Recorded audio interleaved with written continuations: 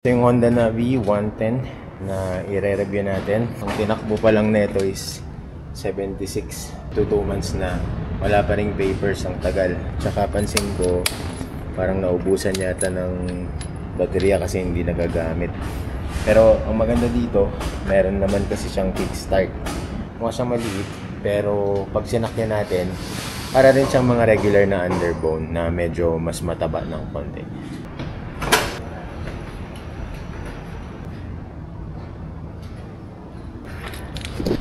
So guys, so yan yung Navi. Ganda sa likod pala, no? Ganda pala ng red. Ngayon ko lang na-realize. Pero nakita ko na kasi ito 2 months ago, yung bagong labas. So konting specs, 110cc, naka single shock or mono shock, drum brake sa likod, drum brake sa harap, tapos naka purong halogen. So halogen bulb to eh. Kaya nga guys, ang Navi, ito yung budget version ng Honda Grom. So yung Honda Grom sa ibang bansa yan meron. Medyo times 2, times 3 yung presyo dito sa, compare dito sa Navi. Ito nakikita nyo dito guys. Ito, hindi to makina. Ito yung kanyang compartment. Footer pa rin to eh. Ngayon i-test ride natin saglit para makita natin kung gaano siya kalakas. So setup.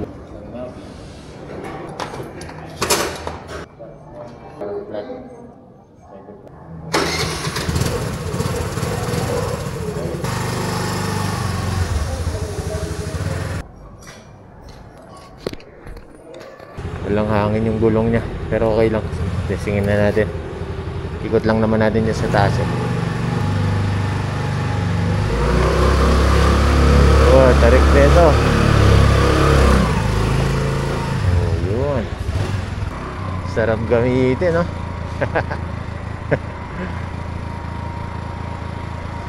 Cute na Navi.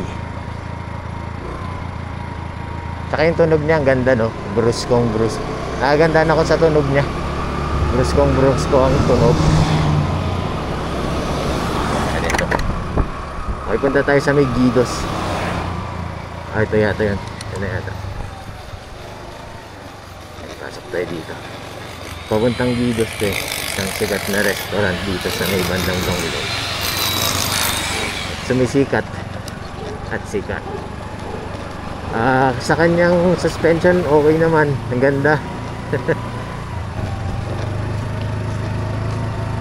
Parang okay na okay to kahit ano na eh. Ganito lang yung setup mo eh. All around siguro, wag lang pang mga long ride. Hindi ko sinasabing hindi siya pwedeng pang long ride. Pwede siyang pang long ride. Kailangan nyo mag-brake ng madalas. Kailangan nyo i-monitor ang inyong fuel from time to time kasi maliit lang ang maliit lang ang tangke nito. Less than ano lang to eh, less than 4 liters yata kung di ako nagkakamali. Yung power niya may delay. And hawig din sa Honda Zoomer. Pwede nyo naman pa-adjust yung kanyang CVT, yung kanyang bola, basta alam nyo kung ano yun.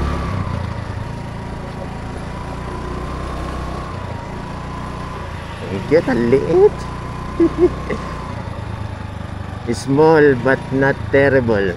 Tus Cafe dyan pala. So here's the Gidos. Ayan. Yan ang Gidos Restaurante. At sa Alapo, ito naman yung Alapo. Yun yung cabin cafe. And okay din magkape dito sa area na to. Dami na rin, Fabi Trail Bistro. Dumadami ng kainan dito, very nice.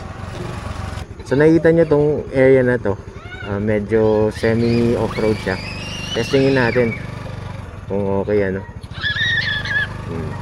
May kids pa. So I think campsite to. So camping ground pwede. Wow! So habi yung ganyang suspension sa likod. May mga sharp na bato, nakakatakot. Buti na lang hindi tayo masyadong mahangin ang ating gulong. Sakto lang. Dapat ganyan lang para hindi matusok. Okay. So dito sa off-road, okay naman.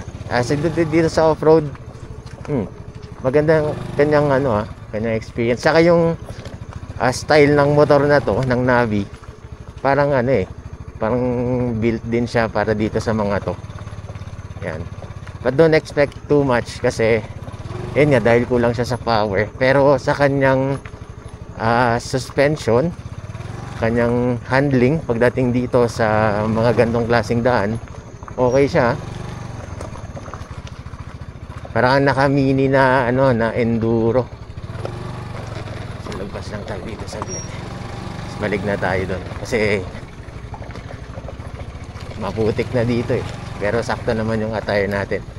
Ikot lang tayo dyan. Oh. Ganda oh. Goods na goods. I'm not sure kung ano yung gulong neto. Hindi ko masyado napansin kanina kung dual sport siya. Pero hanggang dito na lang tayo. Palit lang tayo ng camera angle. Ganda. Okay, so tabi tayo dito. So pag-usapan natin saglit. Tingnan natin yung kanyang gulong. Gulong neto, medyo parang rin, pang medyo all around din kasi may konting mga ngipin naman. So, I think okay lang sa mga ganitong klaseng mga terrain. So, MRF ang kanyang gulong. Tapos 12, and then yung kabila, I think mas maliit. So, 10 and 12. So, the reason why walang nagrereklamo masyado dito sa Navi, bakit pag sa Suzuki, pag mas maliit yung likod, ayaw. Okay? Mas malaki yung harap. So, hindi maganda. Dalawa yung nakikita kong reason dun, yung pagka-design sa kanya, tsaka yung wheelbase niya. So, parang masyadong maiksi. At may mga advantages and disadvantages yung mga yan. Pero ito kasi, ma-wide. Okay, wider ang kanyang wheelbase. Kaya, hindi mo talaga mapapansin na maliit yung likod kaysa sa harap. Okay, gets na? So, ang ganda niya, no? Ang ganda niya pang trail. Astig din to. Ang liit-liit. Pero, kayang-kaya na dito sa terrain na to. Yan, kita nyo naman yan, guys. O, di ba? Pang-adventure na rin ang datingan niya. Pero, astig. Kayang-kaya ng Navi. Pero, syempre, isa lang dapat yung nakasakay. Okay, tas kung gusto nyo pang paganin, the better para mas makaahon kayo ng mas maganda. Tas lagyan nyo na lang ng mga mga accessories, mga armor niya dyan. Goods na. Okay, so alis na tayo dito sa trail. Try natin dun naman sa on-road yung magandang pavement. Tingnan natin yung kanyang performance. Ikot nga muna ako saglit. Ay pa namang gasto eh.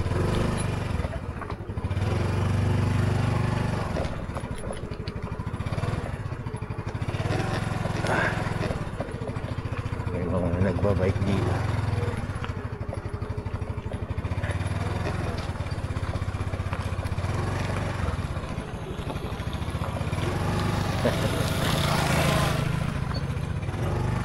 Diba? May mga nagbabike pa dyan.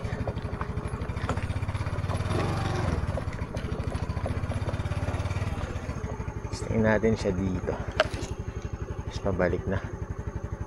Sige ba? Bababa tayo ng konti.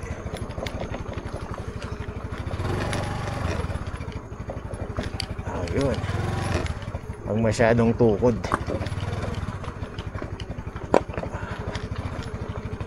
Hirap na, baka mabutasan pa tayo. Guys, tingnan nyo. Bangin. Mag-iingat kayo pag dumadaan kayo sa mga ganitong klaseng lugar. So, try natin.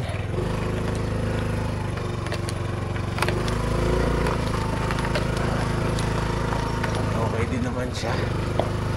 Pakanin mo natin si Manong para hindi siya masyado sa bato. Yung mga dinadaanan ng jeep, so hindi tayo pwede magmabilis dito kasi nakakapagod din pag nasa trail gantong daan. Kailangan talaga maganda yung suspension tsaka yung gulong, pang dual sport talaga. So goods na goods. Woohoo! Yeah! Galing mo na, Abi ah. Parang bibilin na lang. Parang yan, medyo madulas. Medyo madulas. Okay. Normal yon kasi maputik. Yun yung advantage kapag naka dual sport or kapag pang trail off-road talaga ang kanyang gulong. Sabihin natin mga enduro. Ayan yung mga bagay dito. Na isang ibandang. Okay. Ganda ng handlebar nyo. Ang lapad. Para kang macho looking talaga dito. Wala pa akong nakikita masyadong navi sa daan, honestly. Parang ilan, mga ilan lang. Ayan no. Diba? Mga naka mountain bike. Sisiw na sisiw dito. Sunod mag-coffee tayo dyan sa Cabin Cafe. Ang na-testing pa lang kasi natin is itong Gitos eh.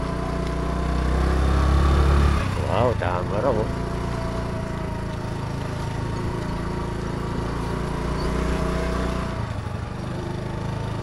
Diba? Ito si Gitos Restaurante.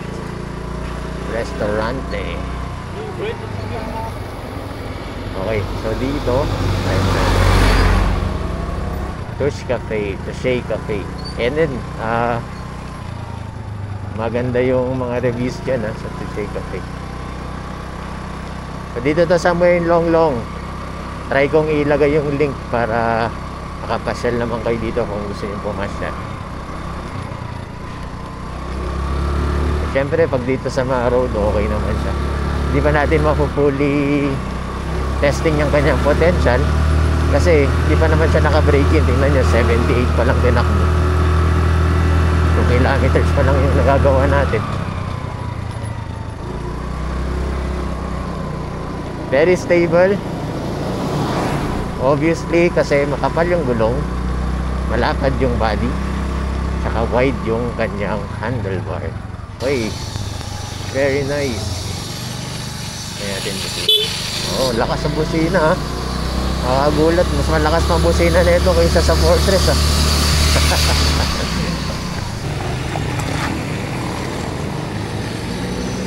Ganda.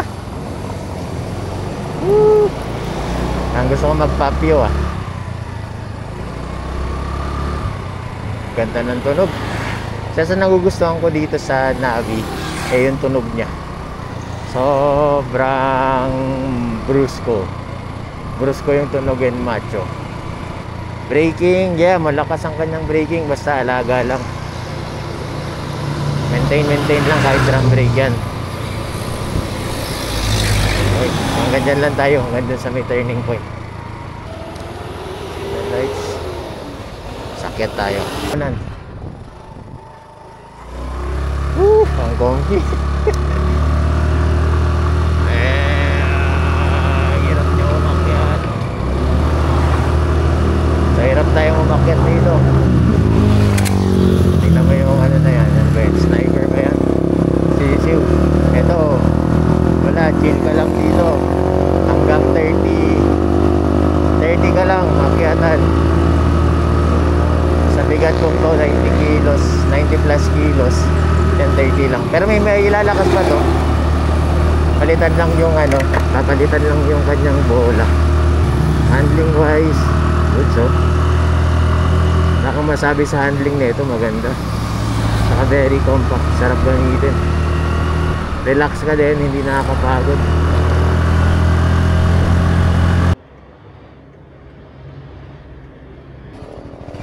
Malambot ang kanyang preno. Alright, let's go. Natin kung anong speed tayo. Nasa 40. Yan nga lang talagang siya makupad. Let's say mabait. I'm not sure kung 2 valves to or 4 valves, pero tingin ko 2 valves kasi ang bait ng kanyang ride. Okay, 40. Hindi masyadong akyatan, medyo lang. Pero ang sarap ng kanyang ride, the best. Ito Itong may-ari ng Taste and Cup, sa kanya itong Navi. Pinahiram lang sa akin. Ano tayo? Ay, katakot naman dito. Okay.